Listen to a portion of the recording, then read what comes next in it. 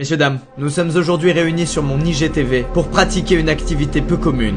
Nous allons aujourd'hui cuisiner de nouveau.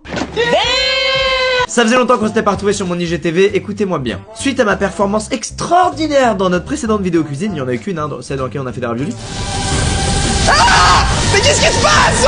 Manger Bouger, qui est un programme de santé publique, m'a contacté dans le cadre de leur opération En 2-2. J'ai pris une voix dramatique, pourtant ça va être super. En 2-2, c'est 6 recettes faciles à faire, pas chères et bonnes pour la santé. Vous le savez, je ne sais faire que 2 plats, à savoir des coquillettes avec de l'emmental râpé et du riz avec du citron. Le citron il met pas d'accord tout le monde, qu'en pensez-vous? Il était temps, à 24 ans, d'apprendre à cuisiner d'autres plats faciles à faire. Avant qu'on se retrouve en cuisine pour faire de la gastronomie... Je vous rappelle que sur le site mangerbouger.fr, vous pouvez retrouver plein de conseils, d'outils et de recettes pour vous aider à mieux manger et à bouger plus, évidemment. Il est maintenant temps de se transformer en Squeezie et Chebest. C'est parti! Écoutez, en plus de ces 6 recettes, il m'a envoyé des anecdotes qui accompagnent chacune des recettes. On va apprendre des trucs, ok, et surtout on va devoir faire ça bien. Normalement, chaque recette est faisable hyper facilement, genre vous tous vous pouvez les faire. Et vu comment vous avez réussi les raviolis, là pour vous ça va vraiment être facile de malade. Et pour moi ça va être genre normal. Et nous commençons avec la première recette, le croque-madame. Oh, pouce! Je vous ai promis des anecdotes, on va les lire avant chaque début de recette. Un croque que l'on cuisine soi-même est meilleur pour votre santé, car vous limitez le sel, le sucre et les additifs. On connaît tous quand t'achètes un plat déjà préparé, généralement il est bien moins bon pour la santé que si tu le prépares toi-même. Et contrairement à ce que l'on pourrait croire, un croque fait maison n'est pas toujours plus cher qu'un croque tout préparé. Deuxième anecdote, quand on a vraiment la flemme de cuisiner, on peut choisir un plat préparé avec un logo Nutri-Score A ou B, meilleur pour la santé. Ça je les regarde, surtout sur les aires d'autoroute, quand j'achète des sandwichs triangles. C'est pas bien mais quand tu peux pas faire autrement ça sauve, en vrai. Et ben je me fie au Nutri-Score. Et des fois il y en a un qui me fait trop de l'œil et je vois il est Nutri-Score D et je suis dégoûté. Mais je l'achète quand même! Alors, privilégiez toujours le pain de mie complet au pain de mie nature, car le pain de mie complet, comme tous les féculents complets, pâtes, riz, est beaucoup plus riche en fibres. Tiens, c'est la honte, mais j'ai jamais su c'était quoi la diff entre le complet et le pas complet. Je suis tellement désinformé ou ignorant, c'est horrible. Genre, je croyais juste que c'était un truc marketing. Eh, nous, il est complet, hein. Prenez-le. Ah, ok, le sien est complet, je le prends. Les œufs sont une très bonne source de protéines. Ça, je le savais grâce à un célèbre youtubeur fitness. Et peuvent être une bonne alternative économique à la viande et au poisson. Il est temps de le faire, ce croque-madame. Les ingrédients. 4 tranches de pain de mie complet, 2 tranches de jambon de dinde, 40 g d'emmental râpé, 2 œufs, une petite salade, 3 cuillères à soupe d'huile de colza, une noisette de beurre, une pincée de sel, une pincée de poivre, une cuillère à soupe de vinaigre. Wow. Ça m'a mis un coup de pression là. J'ai tout préparé avant les amis.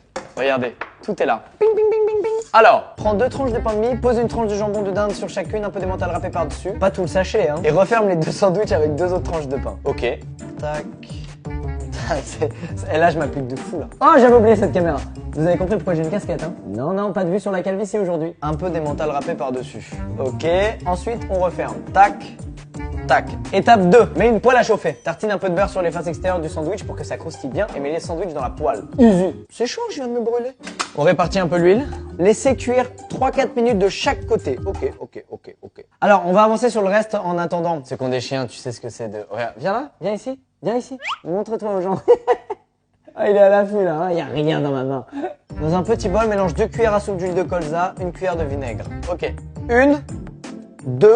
Manger Bouger, je vous remercie pour une chose, les recettes sont précises. Et ça me fait plaisir. Il n'y a pas de cuit à peu près et 1 cuillère de vinaigre. Hop. Là, j'ai ma vinaigrette. C'est si simple une vinaigrette, mais j'ai honte de pas en avoir fait plus dans ma vie. Bon, normalement les beaux gosses, vous avez la pince là, à salade là, que les gros beaux gosses aiment avoir. J'ai ma petite vinaigrette. Oh là là. Alors ça c'est... Moi j'adore le vinaigre.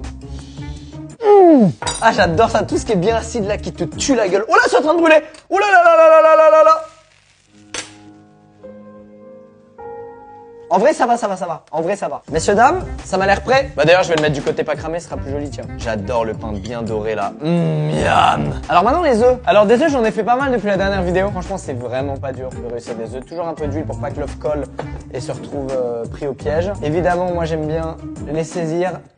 Je dis des mots culinaires au pif pour faire genre, est-ce qu'on peut saisir un œuf? Je sais pas. Étape 5 du coup. Mets un peu d'huile dans une poêle et fais-la chauffer. Casse 2 œufs sur le bord de la poêle et verse-les dedans sans casser le jaune. Quand le blanc de l'œuf n'est plus translucide, c'est excellent.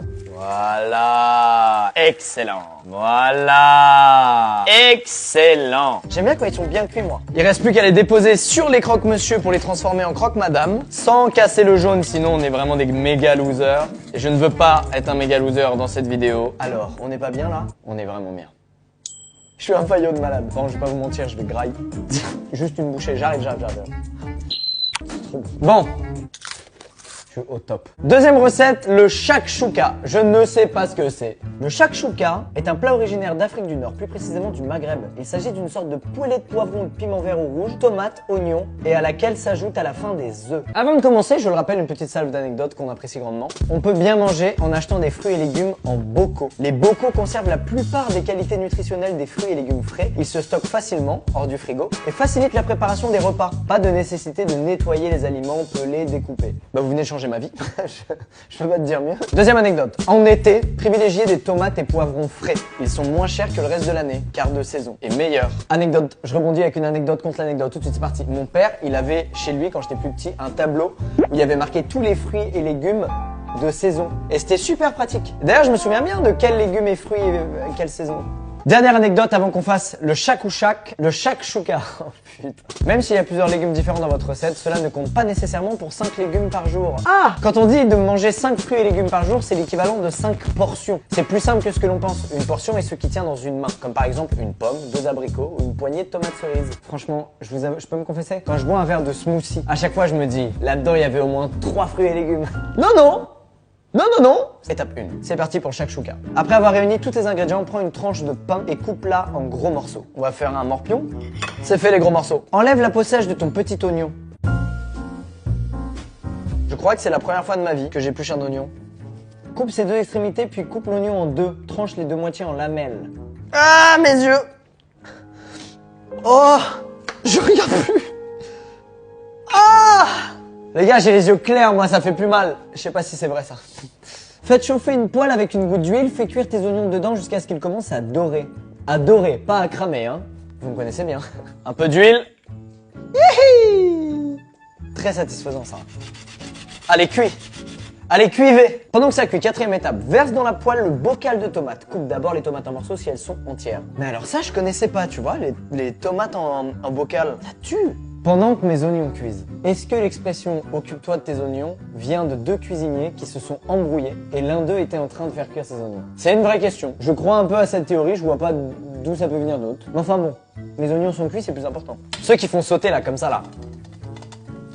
Putain, c'est incroyable! Ok, on va pouvoir mettre les tomates, les oignons sont bien dorés, ils sont pas cramés. Ah ouais, ils sont découpés et tout, mais il est incroyable ce bocal. Alors, nouvelle étape, le cumin. Alors ça... Une petite pincée de sel, mais on y va! Et ensuite, il faut que je mélange bien. Oh, ça sent bon! J'adore ce qui est épicé. Qui est team épicé? J'adore. Les trucs ont cette apparence-là, ils sont toujours très bons. 5e étape, quand les tomates commencent à fondre, casse d'un coup sec l'œuf sur le bord de la poêle, puis pose délicatement le contenu sur les légumes. Sans la coquille, évidemment. Écoute, les tomates commencent à fondre, donc je pense que c'est le bon moment. J'ai très mal ouvert cet œuf. Je suis obligé de vous le dire. Les gars, ce plat, ça a l'air d'être une tuerie. J'ai hâte de le goûter là. 6. Pose la poêle sur un torchon. Si tu as de la coriandre fraîche, tu peux en ajouter par-dessus. Je déteste la coriandre. Pose tes morceaux de pain. Oh là là, regardez, c'est bon, on a fini. Tac, l'œuf est cuit. Là, je vais ajouter mes morceaux de pain. Je sais pas en apparence si ça vous fait envie. Ah, ça a l'air d'aller quand même. Non? Et là, on va servir tout ça dans une assiette. C'est le moment de goûter, je vais être très honnête avec vous. Si c'est pas bon, vraiment, je vous dis c'est pas bon. C'est super bon. Et personnellement, j'aurais rajouté de la feta. J'adore la feta et je trouve que ça se marierait super bien avec tout ça. Recette suivante? Évidemment. Les samosas, tomates et thon.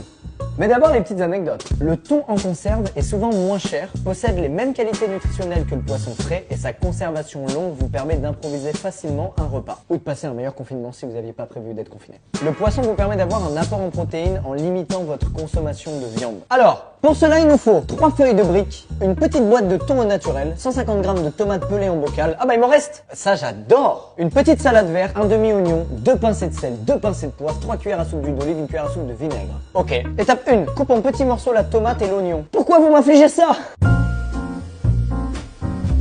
Je n'en peux plus! Allez, c'est reparti.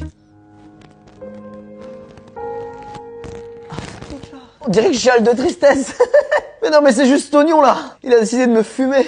Ok, l'oignon c'est bon, les tomates elles sont là. Hop. On ajoute les tomates.